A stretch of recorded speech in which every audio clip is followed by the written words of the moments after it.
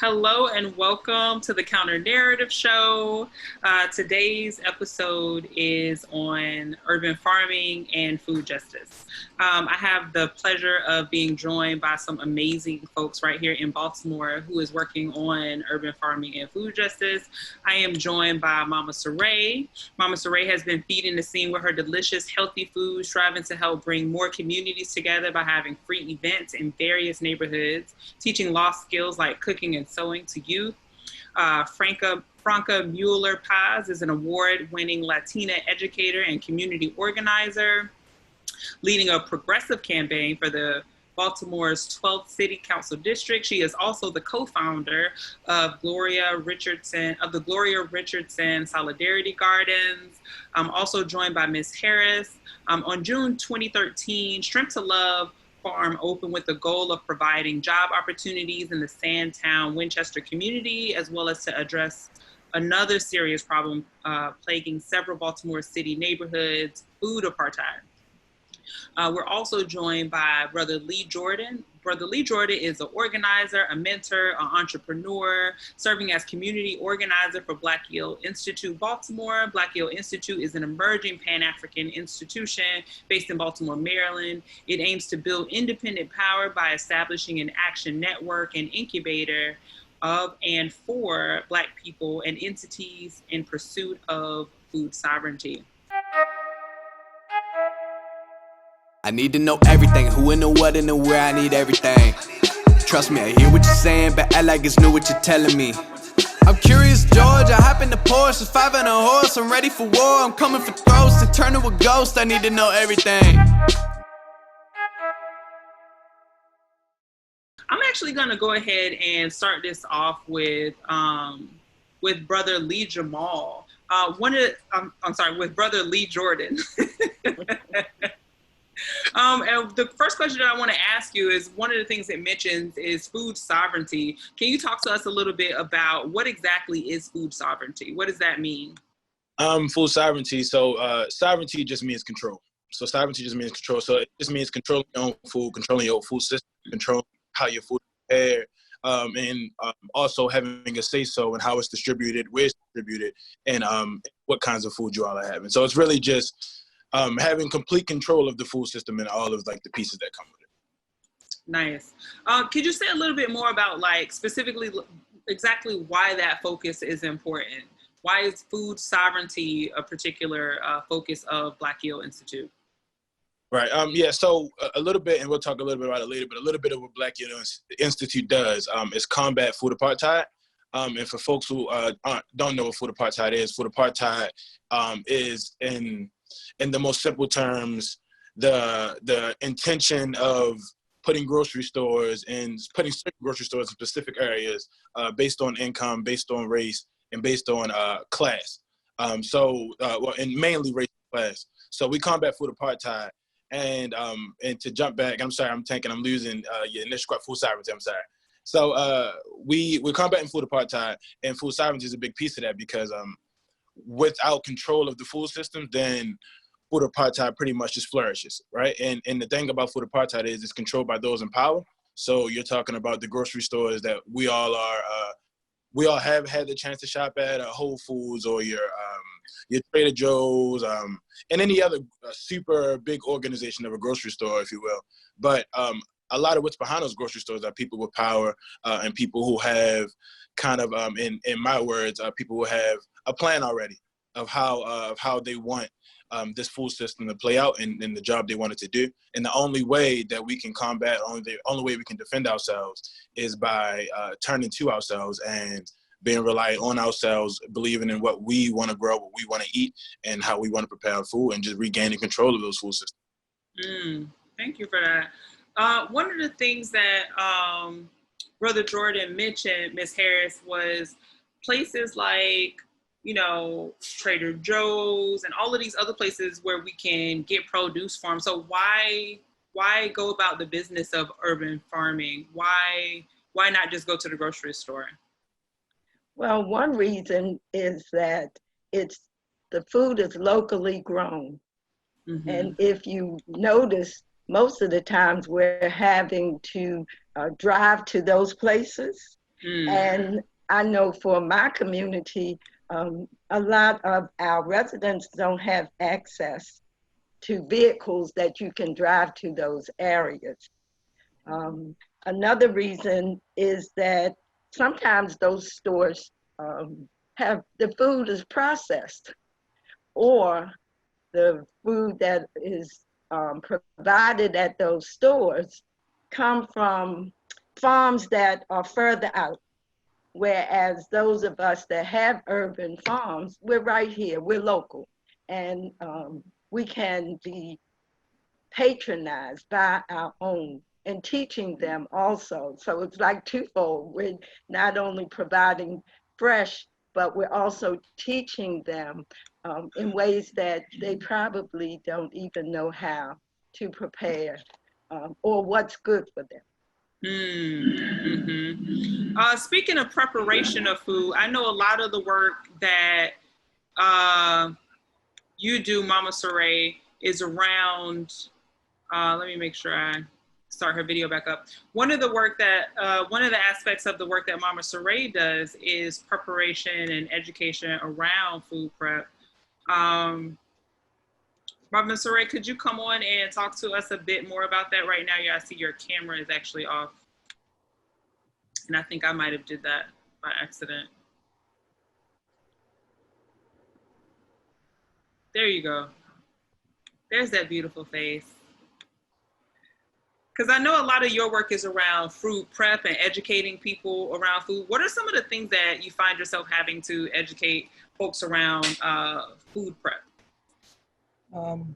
Basically, how you'd be surprised at how many people, especially young people, young women, don't know how to cook. Everything is microwave. So when I have people ask me to teach them how to, they'll get vegetables from us and say, well, I don't really know how to cook this.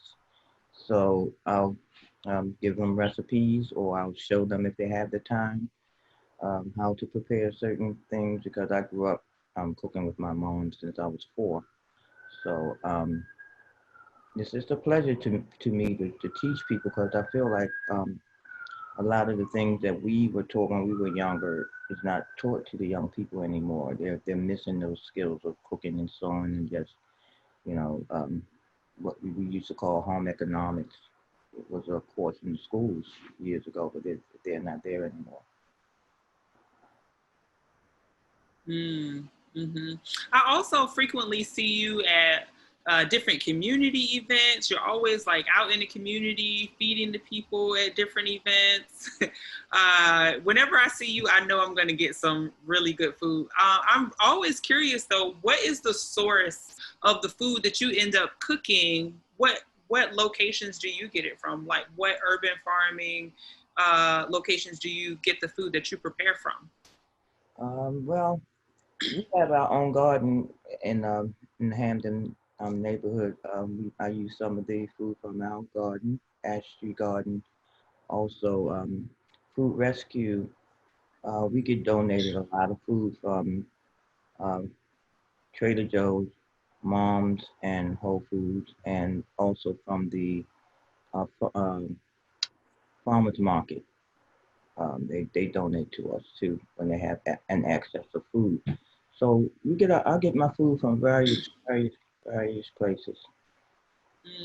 Thank you. And it's a blessing, all organic.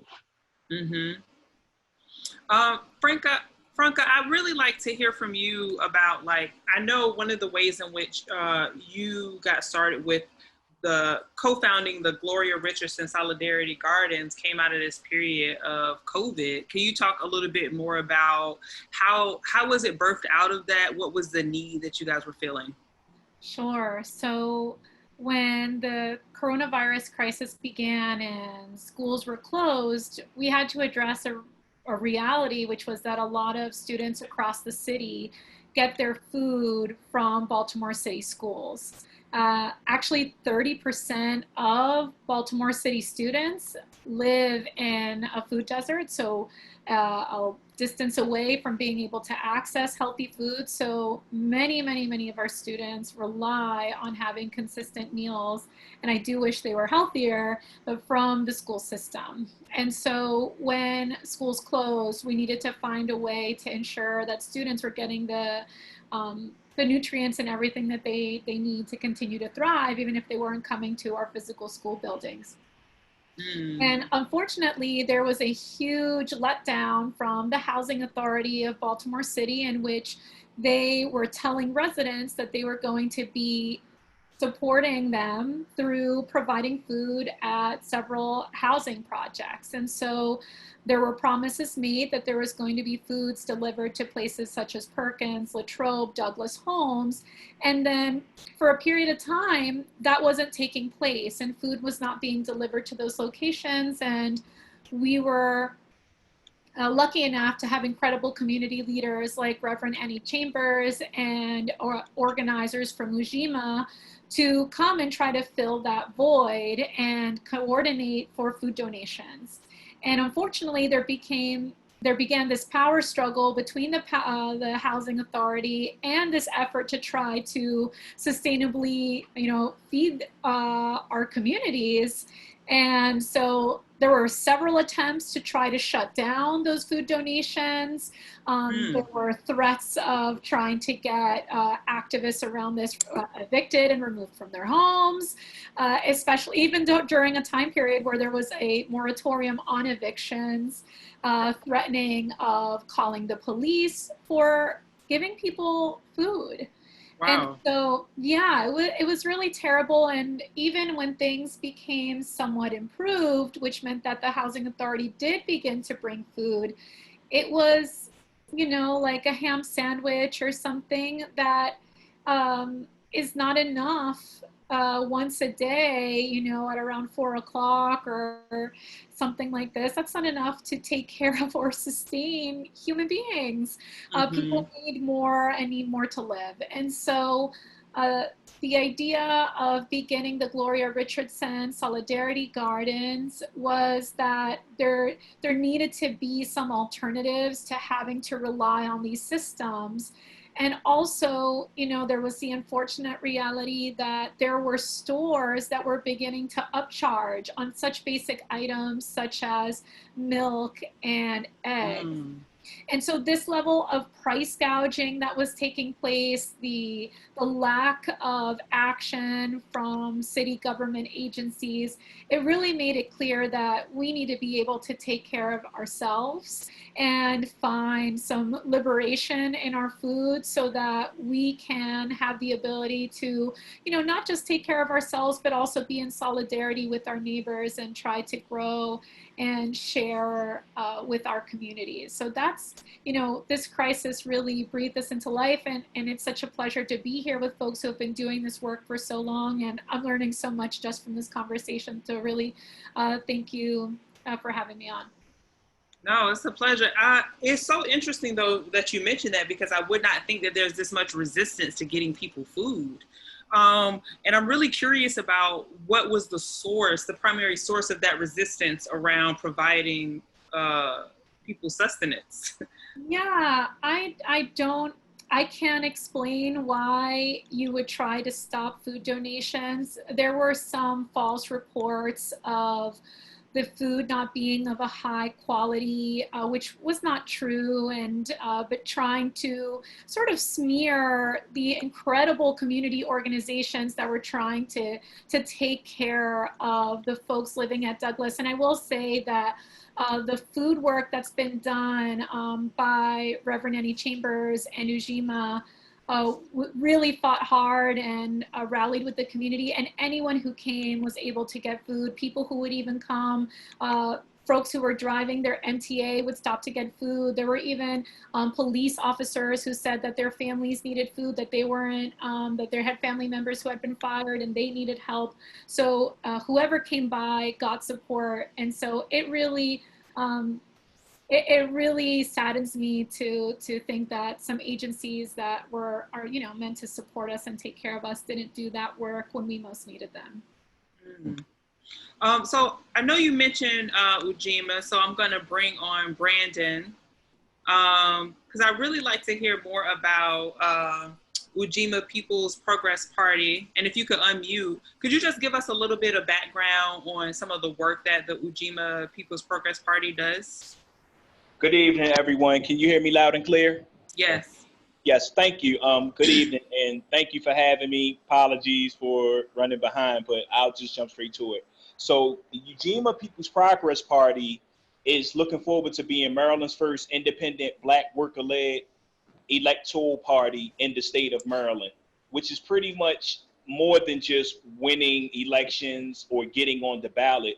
It's pretty much highlighting what Franca said, launching fight back programs to win power back to the people, but more importantly, to be able to have those who live in the community to have more than just in legal authority or any kind of power inside of the electoral arena, but more or less the grassroots of authenticities to be able to launch block captains, to be able to have community events, and as well as to answer the questions around community control of food, community control of housing, community control of education, healthcare, transportation, and utilities as well. Because all too often, we've noticed that a lot of folks, working class folks, particularly Black and brown, as what Franca highlighted as well, is that they're often locked into the two-party system, and that they are either forced or believing that they're voting or they're into a political party because of what their family orientation has gotten them through, or their social circles and environment, or just because it's probably the right thing to do outside of voting for a boogeyman politician that isn't a Democrat. But for us, we look to be more than just an alternative you can vote for. We look to being an independent Black worker-led political party that can be able to operate 365 days a year, and also have community events such as food distribution, Gloria Richardson Solidarity Gardens, as well as be able to launch self-defense programs and trainings, political education around Fannie Lou Hamer, and as well as other iconic figures, and also celebrating certain months of the year, such as March, what we call Revolutionary Black Women's History Month. So we can be able to put the focus on Black workers and those who will come from the struggle of independent political action. Could you say a little bit more for me, please, about what community control of food looks like in your opinion? Yes, thank you. Thank you for asking me. So that is pretty much for us particularly, we don't see community control of food as just being an end-all, be-all, or as a cookie-cutter solution.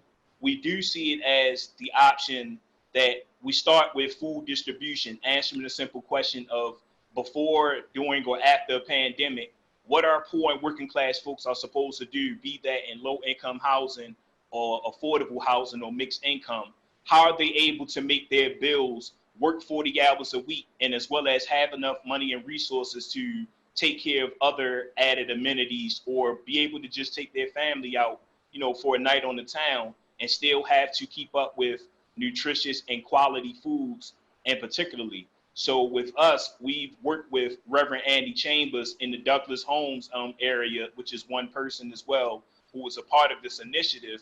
And we've came up with that idea around, okay, if we can solve the first issue of if someone is not able to go to the market, or the sick, elderly, disabled, and shut in this case, then we should be able to bring them food and resources and also understand their health diets as well, whether they're a diabetic or not, be able to set those food aside and know that the lady down the street, does not have a family members or anyone in this city or state that can be able to tend to her needs. So it's up to the community to step up and be able to have food distribution sites and mutual aid. And that evolves around, okay, if we answer that simple question of how do we eat day to day, what happens when, just as Franca mentioned earlier, when the housing authority or those resources that are threatening low income communities to say, hey, if you guys continue to feed yourself and receive foods from private and public donors, we're going to, impose some unlawful restriction or unwritten policy that'll intimidate people from coming to get the food and as well as distributing it. And then it would discourage people from altogether being a part of it. So we've come up with the window box garden model, which is nothing more but a pilot program of saying, hey, I bet you can't grow your own food in your window. Okay, good. You think you're onto something? We're going to bring some mason jars and see if you can grow them out of jars.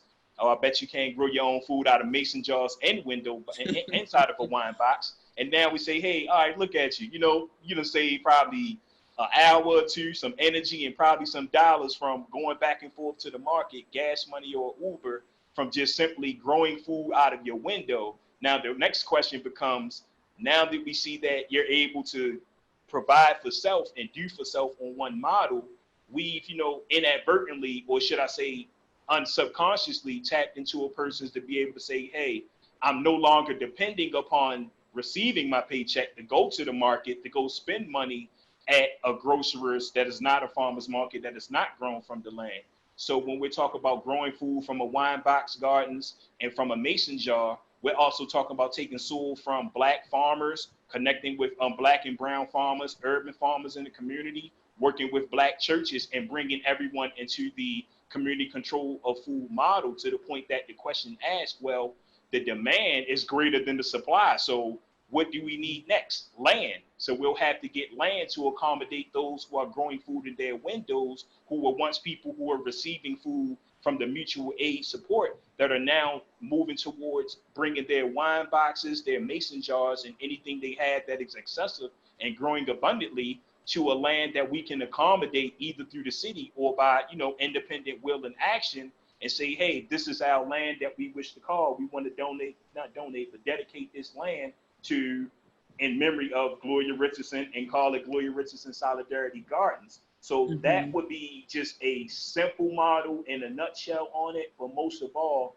we want to be able to add a political component on it to understand that Black people, at least in this country, and as well as this state and the city and state that we're in, there's always been the problem of food sovereignty, or at least food insecurity. So when we're dealing with people who have different blood types that eat foods accordingly to their health and their diet, they'll be able to grow their own food without actually hastening their health or bringing themselves hasten to a deathly kind of, physical model or internal ingestion of food from the market that we cannot guarantee whether or not it will expire by the time we get it from the freezer stores and the grocery stores to our refrigerator. So being able to have a control over how we eat our food, as well as connecting to the churches, the farmers, on where our soil and our vegetables, and as well as the fruits and nutrients that we'll be able to consume on a consistent basis, we eliminate the dependency model on someone who's in office to tell us when to do something, or someone who has power or political or at least an economical position above the community to tell us what is acceptable and what's not. We began taking powers into our own hands and start developing independent models of programs that can answer the question of food sovereignty, so we won't have to spend money with those who do not respect our politics, our ideas, or our community. Thank you for that. Brother Lee Jordan, one of the things that Brandon mentioned and someone else also mentioned earlier was this connection to food deserts, like bringing up food deserts, and then also this aspect of sovereignty that I know Black Yale Institute is very much focused on. Can you just share with the people, what exactly does it mean to live in a food desert? What does that mean? Okay. So I really like this question. I appreciate it. So to live in a food desert is to live in the area where there's no access to food in your area. So I don't know the exact radius or miles, if you will, that actually makes it that fills the area. But it's having no access to food. It's essentially what it is, a desert. You know what I mean? A desert has just about nothing. And now, while I like this question, and while it's always interesting to be asked about food deserts, because it brings us to this conversation about language, right? It brings us to really take a look at how we phrase things, right? And we have to be clear that a lot of the ways we are phrasing things and talking about things are also going to perpetuate or also going to lead into how we solve our problems and how we find our solutions. Okay, so the food desert, there are food deserts in Baltimore, but however, the problems that we've came across in Cherry Hill and that I've seen other folks in other communities all throughout the city come across is food apartheid. And those two things are different and they are very separate in the sense that you're in an area where there just happens to be no access to food. However, and I mentioned it earlier, the intentional piece about food apartheid is that there was a blueprint rolled out at some point deciding that this where that whatever food source that is will be dropped into. And now just to use Cherry Hill, for example, Cherry Hill does not have a grocery store. However, it is a food apartheid area only because they have access to food inside of what would be, or what folks know as Family Dollar. So you have folks who have to buy their groceries. And Mama Harris mentioned it earlier, a lot of folks in our community don't have the resources or even, something as simple as a car to even get to the closest food line or get that for Harris Teeter. And then, and there's layers, right? Because even when you get there, even if you travel by bus, you have about 2-hour trip to a grocery store. And then your bus money is going into your grocery money. And then the worst part of it all, and I've actually experienced this when I was young, but having to carry the groceries, back home on the bus, you know what I mean? So it's real weight. And I think we have to really be sure that when we talk about a food desert, it is a food desert when, as we analyze it. However, the problem I think is right now at the top of the menu is the food apartheid. And the fact that, and the brother mentioned it, and the fact that we need to regain control of all of our resources, of our narratives, and of how we share information with each other, and all of those little things, because that's going to allow us to actually begin to have the real conversations with the right language and find the right solutions. I'd like to jump in here for a minute, because Brother Jordan what he's saying is so true about the food apartheid. Here in Sandtown-Winchester, we have about 17 liquor stores, just about on every corner. And we have no grocery store. The closest one would be at Mondawmin. And so with the subway, the mass transit being down both at one area of the community, then, here we go, that people have to use their funds to get to a grocery store. So there's half your money right there. And then when you think about the corner stores that jack their prices threefold. And with that, I think about Mama Saray, because the education piece is so important, because the people, our community is so used to going to these corner stores and accepting the prices, accepting outdated food. They don't stop to look to see the expiration date. And so for me, it's important that as everyone that's participating, we continue to get the message out how that urban farming, food justice is what we have to stand up for. Is it okay? Killing time if I piggyback? Absolutely. Okay, yeah. So Mama Harris mentioned and talked about how folks pretty much have to submit to whatever they have in the community. And sometimes that does end up being the corner store or the liquor store where you got to buy the $5 gallon of milk versus I think it's $2.39 if you get it, in your regular grocery store. But I just highlight, it's like, I think this is all things that we've either seen or we've lived. And I think, I think I want to highlight how much of not a coincidence it is, right? And I want to highlight the fact that this is exactly what the food system does. And a lot of folks come to me when we have these conversations, and what I try to ensure they don't leave with is this idea that the food system is broken, because it's not broken at all. For something to be broken, it has to be not able to function for whatever the function was built for, whatever the function for. And this food system wasn't built to ensure that folks had fresh, affordable, cultural foods. The food system wasn't built to ensure that healthy food goes into all communities, and all health issues are being addressed with an equity view and not an equality view. And it's just that it's so real, right? And it's an umbrella that we've been living under for so long. And just to bring it back to Mama Harris's point, we've been so denormalized. We've been so normalized to buying the American cheese singles, right? And to buying the same groceries and eating the same ways in our eating habits. Constantly have been repetitive, and it's just I think it's really one of those things where we really gotta, really look into, what we've been eating, not just recently, but our lives and what our families have been eating and what's been passed down. Because I assure you, and if I'm wrong, please come in and tell me about myself, but I assure you somewhere down that line, you'll see a break where that goes from, your great grandmother's recipes to what would be something that you just gotten used to, and chicken pot pie, something of that nature. But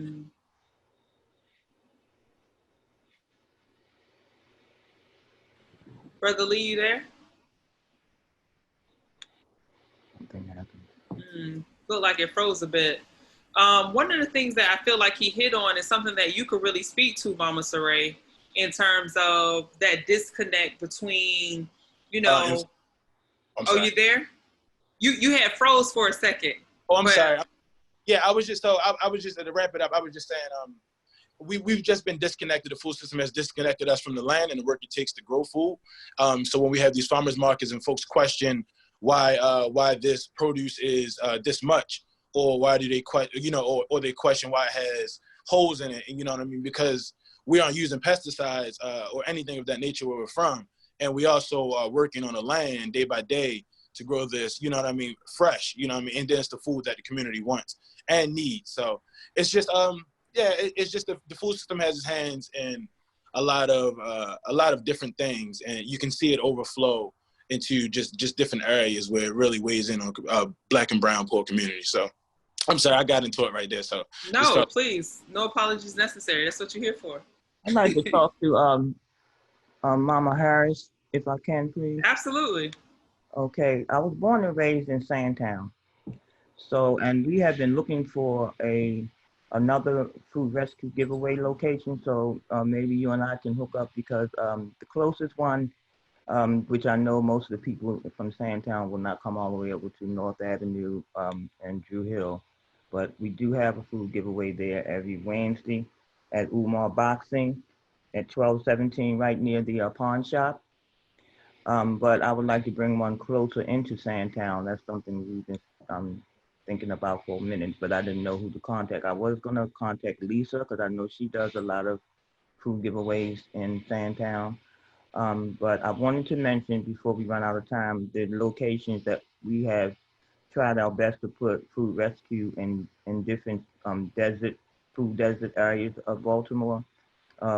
We do Sundays at 2 p.m. We just started. This will be like the third Sunday at 2 p.m. We give away fresh fruits and vegetables, organic fresh fruits and vegetables. On Mondays, that's at 2 o'clock on Sundays. Mondays, we do Land of Kush at 12 noon on 840 Utah Street. Tuesdays, Yo Baltimore, which was originally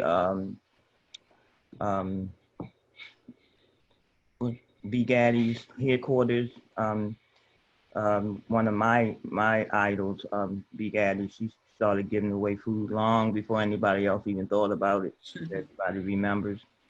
And on Fridays, food is given away at Grace Baptist Church at 11:30 at 3201 the Alameda. So if anybody want to hit me up and get those addresses and times, so that you can pass them on to community people. But I do want to do one directly in Sandtown around, Lawrence and Carey Street, where I was my neighborhood in that area. I live near Gilmore Projects too. And I wanted to say to Franca, is that my Franca? One moment, Mama Saray, could you come back on the video? I think I accidentally clicked you off when I tried to spotlight you. Okay. And I would love to see your face. Okay. All right. There you go. Okay, so the idea of doing something in Sandtown has been tossed around a while, so that would be a blessing to hook up with Miss Amelia to get that program started. Yes. But I wanted everybody to, take down this list of locations so that you could send people. We give away free organic fruits, vegetables, bread, milk, all the stuff that they would have to go pay all this money for. I myself can't afford organic food. If I wasn't working with Free Farm, Baltimore Free Farm, I wouldn't even have, my diet is so much better since I started volunteering, being able to get fresh organic vegetables and fruits. Mm-hmm. So when we get a chance, maybe we can exchange numbers or information, or I can get it from the host for contact Miss Amelia. I would love that, Mama. I would love that, Mama Saray. Okay. Yes. Yay. Well, consider it done. Awesome. I love it. Mama Saray, would you mind just saying that list one more time? And I want to say thank you to all of the 16 eyeballs, or what is that, 32 eyeballs that are watching. Mama Saray, could you say that list for me once again? And I'm going to type it in the Facebook chat while you're saying it so that folks could know where they could get. Food rescue giveaways every Sunday at 2 p.m. 3510 Ash Street, Baltimore Free Farm. Mondays, Land of Kush, vegan restaurant, cafe, 840 Utah at 12 noon. Tuesdays, Yo Baltimore, 1510 Lafayette at 12 noon.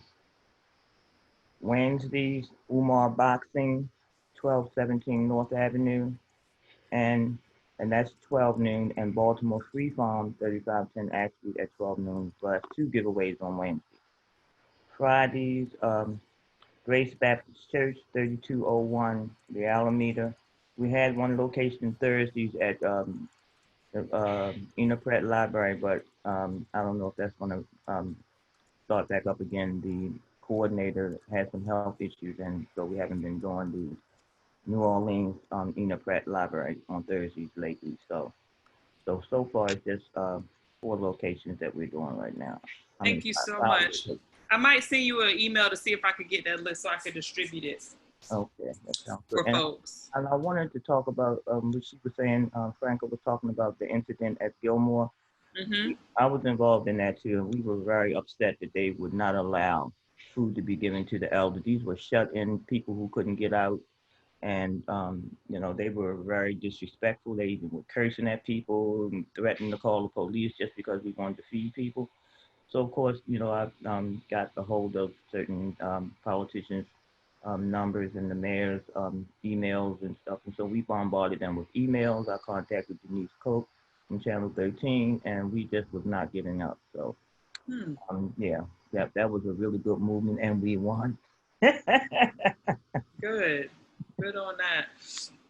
That brings me to you, Brandon. You kind of mentioned this a bit earlier, but I feel like there should be more. We talked a bit about like the health aspect of food and the nutrition aspect of it and the food desert, but there's obviously a political component to this thing. Could you speak a little bit more to the political component of how the food systems are controlled and the importance of food sovereignty?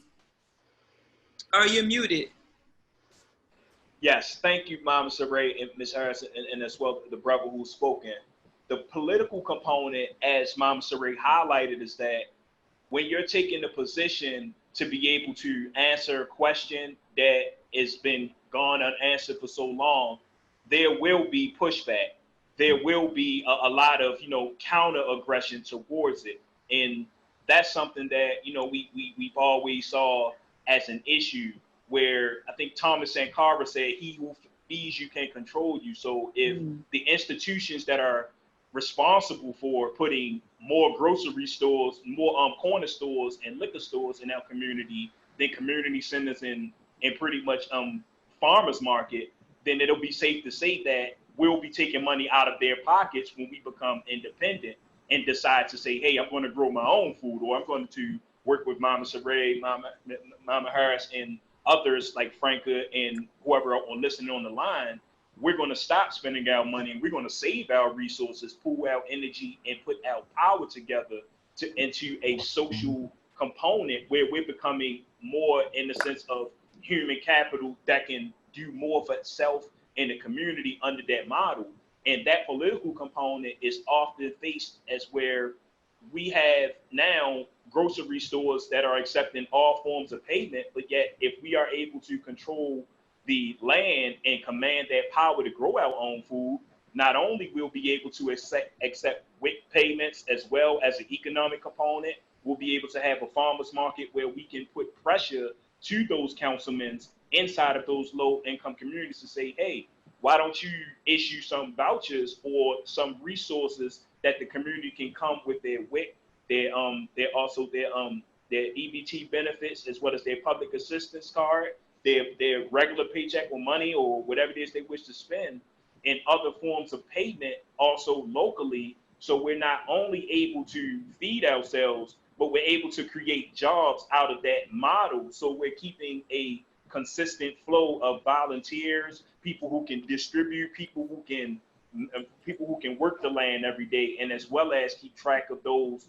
in the community who may take several medications or have certain health risks that they cannot eat certain foods. So we won't be dependent on the overpriced food or overpriced garbage that they sell at the corner store just to make it to the next day. But instead, we'll actually have prepared foods that we can get from the ground that we can also pay attention to each community member's need and have more and more pressure on politicians or those who think that they have the community's best interest when in reality the community knows what's best for itself. So what we will need is the control of those resources. So those taxes and land giveaways they give to developers just to create land space and hold for the next big housing boom or real estate or developer to come in and get it for a dollar for 30 to 99 years, that could be given to the community to control.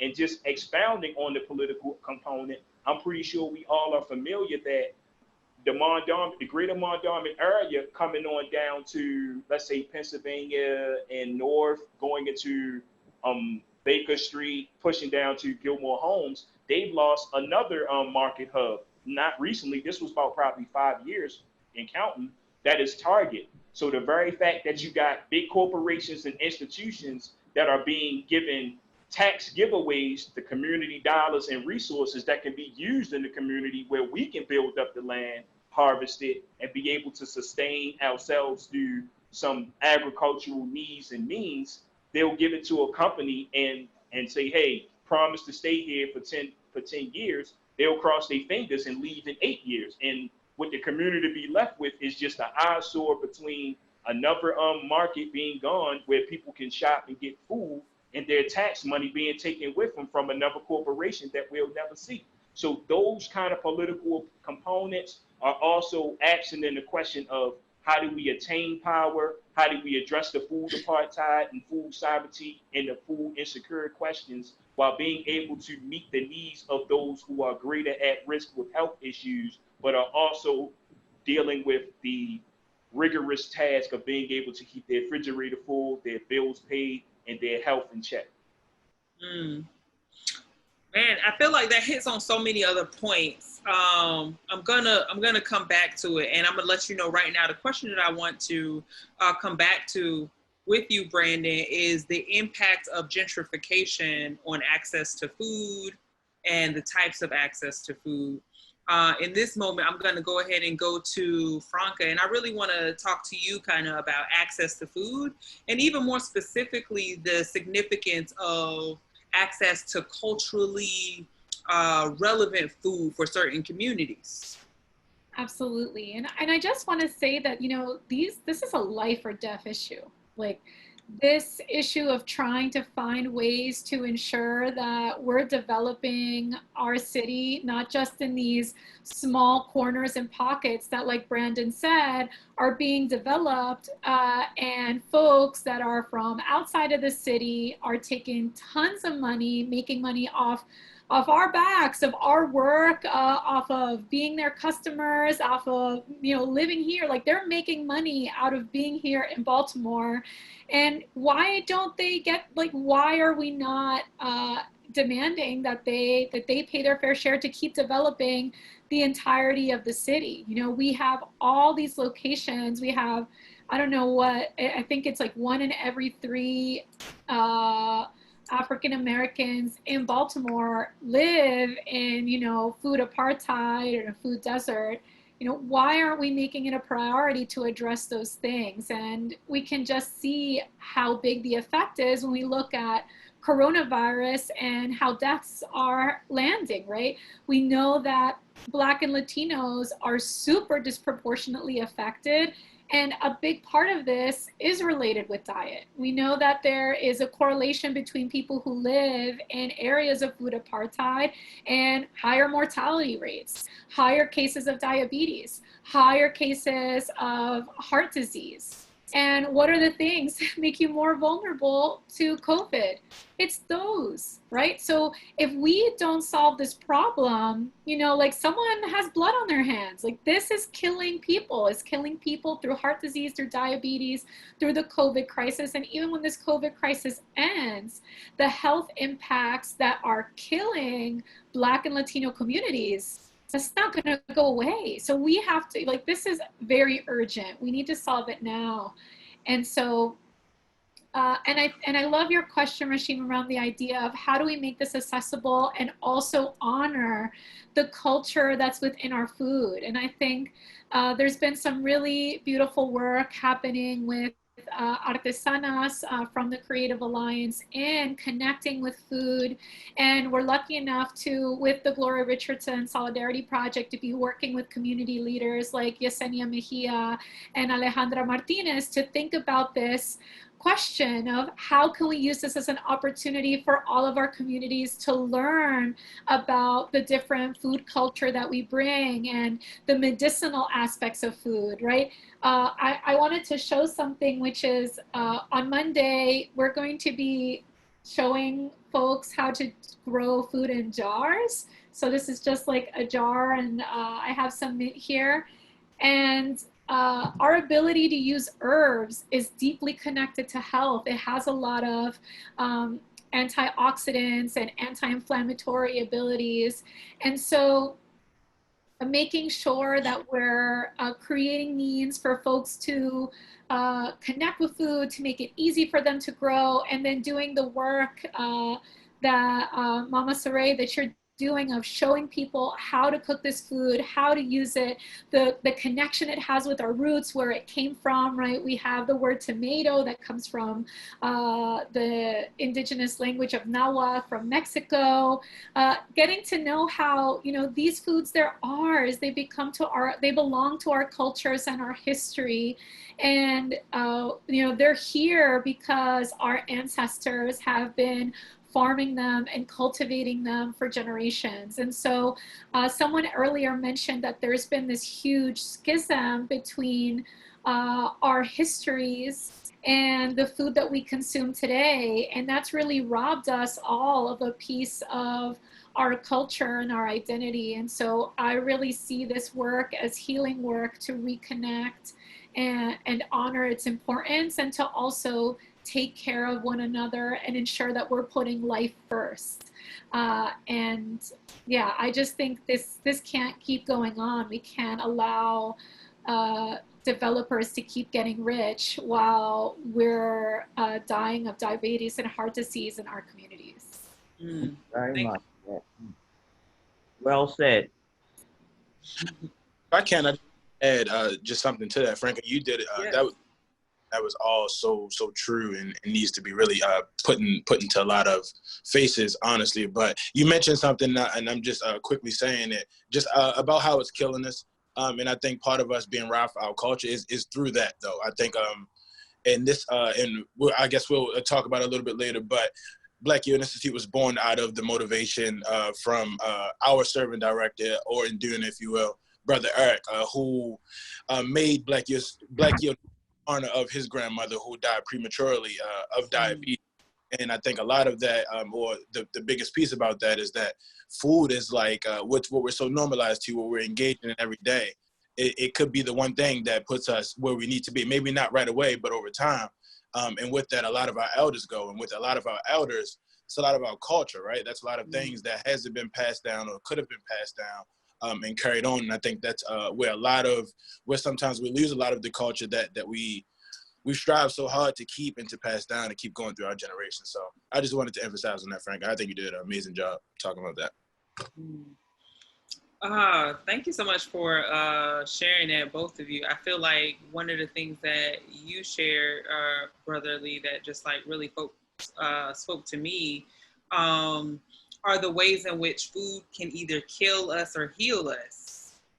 And the foods that we have access to, I know you mentioned earlier that the system is working as it was designed, right? So then there's this conversation around restructuring the design to create a design that is healing.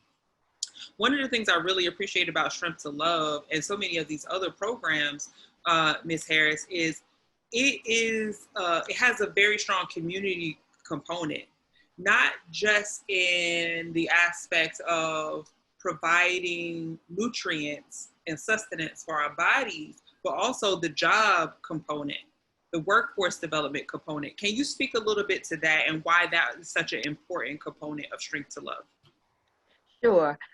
What happened was we realized our organization, Intersection of Change, what we've tried to do is to reach out to the needs of the community.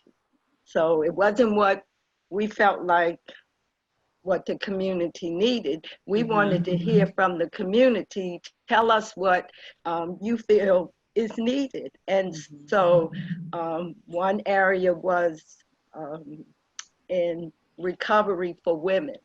And so we started with that program, and then we moved to Jubilee Arts to provide a safe haven for not just young people, but adults, that they could come participate in those various activities. And then the farm came about, the Strength to Love 2 came about because 21217 had the highest recidivism rate. So they come back into the community,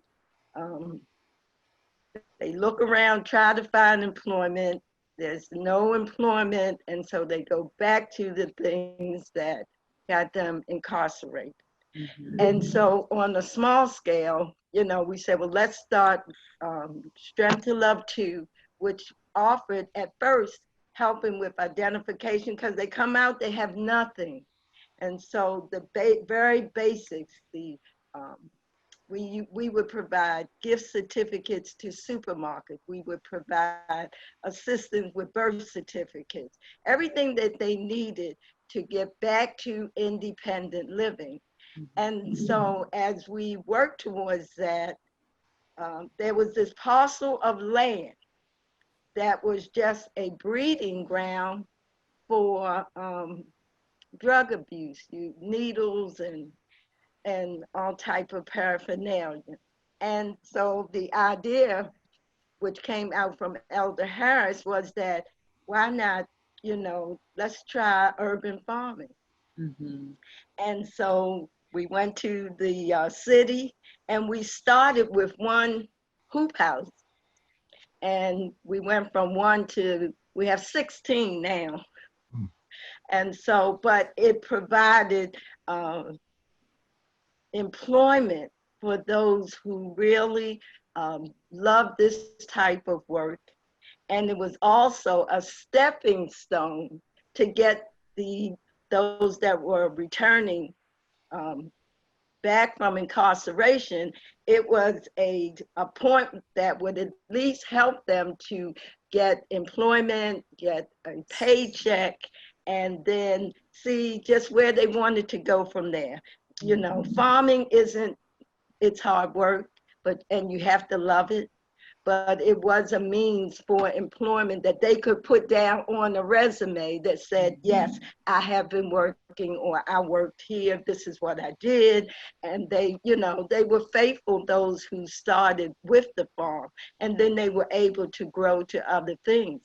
And so it is near and dear to us because we don't have enough places that will employ returning citizens.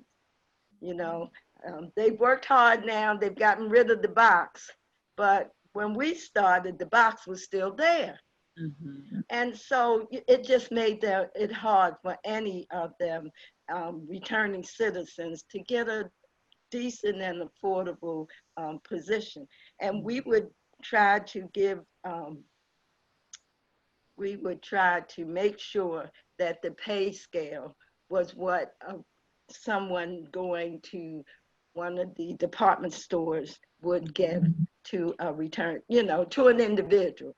Instead of looking at, oh, they checked this box, we're not going to hire them. Mm-hmm. No, we even was able to partner with different companies, a landscaping company who was willing to take on our returning citizens, because at the time, you can't hire everyone for the farm, but at least to have various partners to say, yes, I'll be willing to take a chance and hire this individual. And so there have been some that have been doing landscaping work for the past 7 years. And so, for us, that's improvement. That is a joy for them to come back and visit and say, thank you. It kept them from going back to incarceration. And so, there were other partners as we seek to look for more that will be willing to get rid of the stigma and know that you can trust the individual. If I send someone to you, you can trust them. They're going to do what you ask for them to do. And all I ask is that you give them a living wage so that they can feed their family and take care of them. Mm-hmm. Love that. That is awesome. So we're getting to the bottom of the hour. I have another general question. Then I want to provide an opportunity for everyone who wants to know how to follow you, support you all, engage with whatever you have coming up next. I want to provide space for that.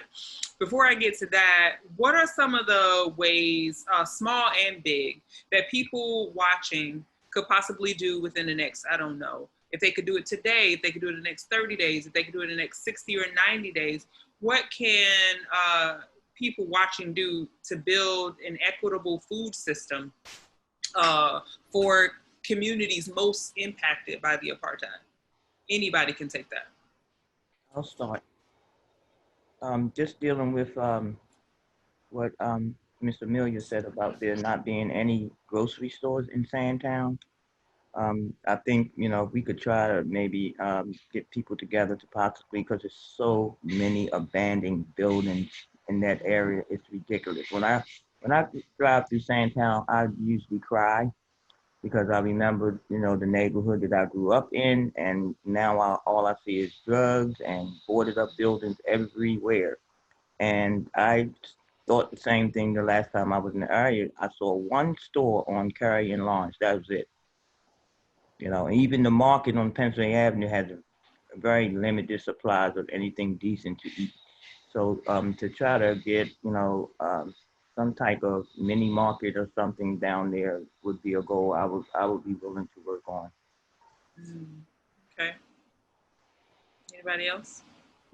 I think, something that would be really powerful is definitely, and it's been so eye-opening to be in this conversation, but to continue working together to think, how can we create something that provides for our community what they need, but is ours?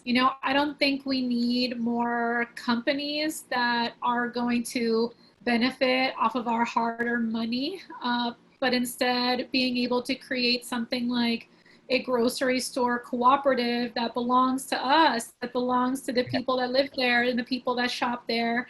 And because we have control over it, it could be an opportunity for returning citizens, like you were saying, Ms. Harris.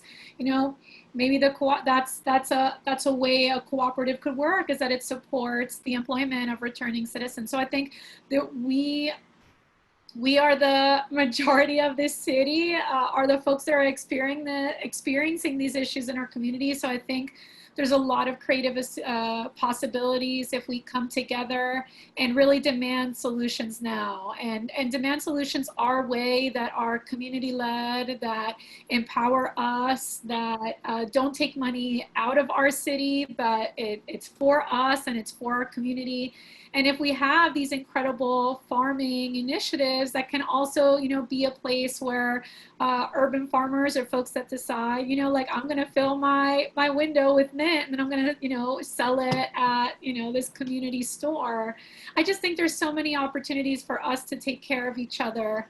And so I really, this is such an inspiring conversation, and I look forward to the continued conversation to see how we can, take our city back and stop allowing, essentially, the murder of our citizens through unhealthy food. And I think because it's a slow killer, people don't feel the urgency. It takes a long time. It takes a long time of eating something healthy that's, slowly poisoning you. But I think we got to see it for what it is. And like I said, someone has blood on their hands. Many people do. The longer we go without solving these problems. Agreed. Yes, I agree. I think one, if not a few things that could be done, and just in a simpler way, would be having a conversation with a neighbor, anyone, just simply around the basis of exactly, well, how does sanitation look like in your community? Because the reason why that question has to be asked, that and along with the foods that ties to the food sovereignty question, it is always a political component that it comes back to, because if we can see that our drains and our sewage system itself are already cluttered with trash that we're getting from the corner stores, from lack of having the adequate grocery markets and farmers market, for that matter, of food we can compost and regrow anyway, that conversation itself would lead to, well, how does so much trash and how much so much of our natural resource itself get neglected, but the trash stay around longer? So when you're able to have that conversation to build in a communal way, you establish a relationship between the things you have in common. That is, we're living inside of districts, inside of areas represented by political powers and economic interests that profits off of our despair. They benefit from the problem not being resolved. And that's kind of what Baltimore has, become in the past few years, recycled pain. So if we're able to have that conversation around, hey, this is an empty lot right here full of trash. We saw how many people, run for this district, get reelected, and how many times did they mention it? We've had how many events about other issues that tie into it, be that the element of crime, violence, and recidivism, as Mama Harris mentioned. If we're able to answer the question of exactly of what's in our community and which stays longer, we'll be able to come to those conclusions of block cleanups, of assuming power of the land where those trash are on empty lots, and to be able to claim in that land of our own, simply because we're no longer dealing with looking outside of our window and seeing a bottle or a piece of plastic or any kind of trash near our steps, let alone the block that we live on, that we walk next door to talk to our neighbor about the issue of how certain things that are staying around longer are no good for us, and the things that we need are often, or if not always, further away, or if not within eyeshot or arm's reach. I can talk to y'all a whole bunch more. I'm going to go to some of the comments. Thanks again for everyone who is watching. Aubrey says yes. Christina Menninger says yes, Franca, worker food cooperative. Antoinette Peel says that is an awesome idea, food co-op in the community. Jamila says, Mama Saray, thank you, I'm a neighbor. Agree we need a market to support our Black farmers' food. I would like to speak with you about this. She's in the chat if you want to connect. There's 11 other comments. They were moving pretty fast. I just got to the ones that I could be able to see. I want to definitely take the time to thank everyone for joining us and just go through each one. And just like, I'm going to start with you, Franca. What do you have coming up next? How can people connect with you, follow you, all of that stuff? Sure. So I'll actually be formally announcing my candidacy tomorrow. We're going to be doing a COVID-safe bike tour around District 12, which is the district I'll be running in. And so we're going to start at 29th and Charles, make a stop in front of Douglas Homes, and then we'll also stop over at the Oliver Rec Center. And so feel free to join us. We're going to be meeting at 6. If you want to learn more, you can follow me on basically any social media at Franca Muller Paz, which is my name that is up here with my video. And so at Franca Muller Paz. And tomorrow we have a really, on Monday, we have a really exciting event with the Gloria Richardson Solidarity Gardens. So from 12 to 4 p.m. And Brandon, correct me if the details are off. We're going to be in front of 247 North Dallas Street, which is right at Orleans and Bond in front of Douglas Homes. And we're going to be learning how to do these. So how to be able to grow. Like if you don't, I live in a studio apartment, so I've had to find really creative ways for how I can create green space in here.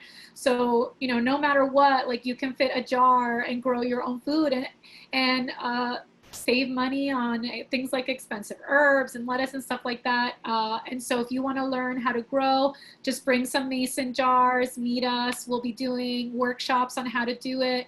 We'll also be, you can bring wine boxes if you have wine boxes. We'll be making wine box gardens. You can kind of take a look at mine. And, you know, take advantage of, you know, make those liquor stores good for something. Ask them for a wine box. They'll give them to you for free, and you just drill some holes in the bottom, put some dirt in it, and it's ready to go, you know. So we have a lot of resources we can use to begin this journey to food sovereignty. And I think, you know, it's a small step, but that's how it begins. And it's also a way to empower people around this work. But thank you again, Rasheem, for inviting me. And again, at Franca Muller Paz. You can follow me on Instagram, Twitter, or Facebook. Thank you. Mama Harris, could you tell us how to find you and what are you up to next? All right. One of the things that we're doing right now is providing fresh salads every Tuesday in partnership with Clergy United for the Transformation of Sandtown. And they distribute what's called grab and go lunches. And we have been providing salads from our garden, from our farm. And I think this past Tuesday, we did over 100. And so we'll be doing this every other Tuesday at 1142 North Fulton Avenue. And so you're welcome to stop by. We have, you know, our organization Intersection of Change believes in partnerships.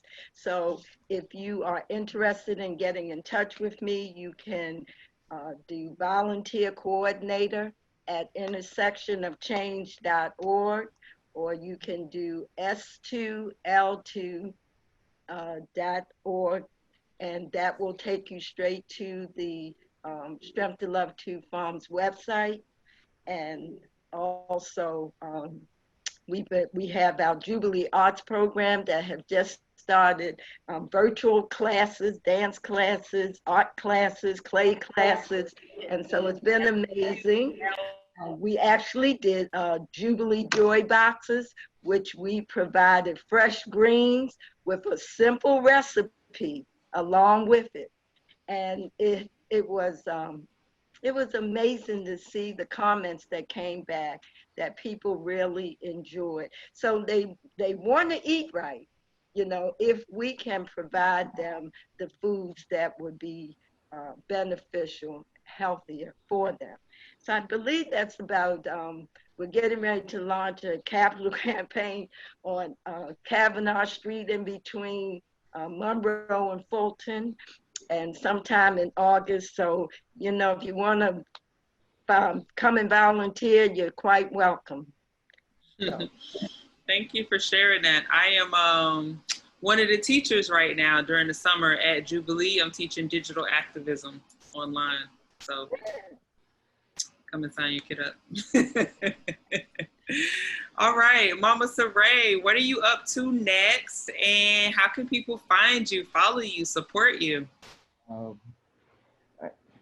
Anybody can email me at primetimeforunity, that's with a 4 instead of the word written out, primetimeforunity@gmail.com. Tomorrow at 2 p.m. at 3510 Ash Street at the Baltimore Free Farm, we'll be giving away fresh fruits and vegetables, milk, bread, eggs, all kinds of, we depend on what we get in, which is normally a good amount of food. And we get donations from the farmers market tomorrow too. So anybody that wants to come by, the giveaway again is at 2 o'clock. And we do Wednesdays at 2. Wednesdays at 12 noon, sorry. Sundays 2, Wednesdays at 12 noon. They can hit me up on Facebook, Saray Israel, Saray. And again, the quickest way to get in contact with me is through primetimeforunity@gmail.com. And you said 3510 Ash Street? Yes, AS. Okay, Baltimore. got it. Awesome, thank you. Brandon, what are you up to next? How can people find you, follow you, support you? Yes, so on Monday at 12 to 4 p.m., as Franca mentioned, we will have the Wine Box Gardens at 247 North Dallas Court, as well as the food distribution program Monday through Friday from 12 p.m. to 3:30 p.m. every day. And that evening, we will also have Fannie Lou Hamer political education class, where we will be studying Malcolm X's speech, The Ballot or the Bullet. And we can be reached on Facebook at Ujima People's Progress Party, on Twitter at Ujima People's Progress Party, with Twitter handle Ujima Maryland, on Instagram at Ujima People's Progress Party, and our email address is uppmaryland@gmail.com. Could you say gmail.com? Could you say Monday? You said Monday noon to 4? Yes, Monday at 12 p.m. to 4 p.m. as well. We're also going to have, I'm sorry that I forgot to mention this, but Liberation Through Reading is going to be gifting children and families books by Black authors as well. Gifting books by Black authors. The Monday 12 to 4 p.m. That's at 247 what street? North Dallas Court. Sorry if I was speaking fast. Oh, you were speaking regular. I'm typing slow. And then Monday through Friday, I missed that part. But then you said the Fannie Lou Hamer. Okay, yes. Go ahead. Yes. So I'm sorry. So on Monday evening at 8:30 p.m. we have a Fannie Lou Hamer political education class that is online, and the details are on our Facebook, Instagram, and Twitter webpage also. But every Monday through Friday from 12 to 4 p.m., we have the food distribution at 247 North Dallas Court, the same location that we'll be having the Wine Box Gardens, the Liberation Through Reading, gifting children with Black authors, and as well as a community engagement exchange pretty much between food, books, and conversation on that day, Monday. Okay. Awesome. All right, Brother Lee Jordan, how can people find you, follow you, and what you up to next? Real quick, if I can, I wanted to share, I didn't get to share what Black Youth Institute is and does, so if I can do that really quickly. Please. And brief. So Black Youth Institute is a Pan-African, unapologetically Black organization that's working to create self-sustaining and self-reliant Black, brown, and poor communities. And we do that through 5 ways. We have 5 initiative areas. First is one of our highlights, which is urban agriculture. We start a 1.25 acre farm where we are constantly distributing food for pop-up markets throughout the community, different programs, different programs in schools, in senior homes, and things of that nature. We also have our St. Cara Hamer Academy, which is our political education initiative. We've had programs recently, which is very similar to what Brother Brandon is doing, engaging folks and really having folks study our leaders. However, since COVID, we've adjusted and went digital. So we do now just a bi-weekly series. We call it the Payday Show. We get paid every 2 weeks. Some of y'all big money, y'all get paid every week. But we do Chug Talk, which is our political education show. You'll see it bi-weekly. You can catch it. You can catch the link for it on Instagram. You'll see it on Facebook as well.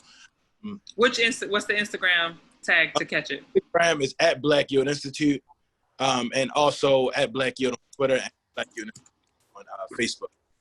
And the last few things, we also do food susu organizing. Right now, we're working to build a cooperatively owned grocery store in Cherry Hill to combat the food apartheid. In place of that, we are doing a pop-up market every first 2 Sundays of the month, and it starts back up next month. So August 2nd is when it starts back up, where we will be in Cherry Hill serving folks, providing fresh produce, fresh and affordable produce. And the very last thing I'll say is our Black Food Research and Inquiry Initiative, where we are really just working to control our own narratives and making our contribution to really just our own narratives and our own studies and our own research. It's just been all too many times where folks have came into our communities, written and spent time with us and soaked up culture and told stories incorrectly. You know what I mean? So all in all, just all too often where stories are told about us but not by us.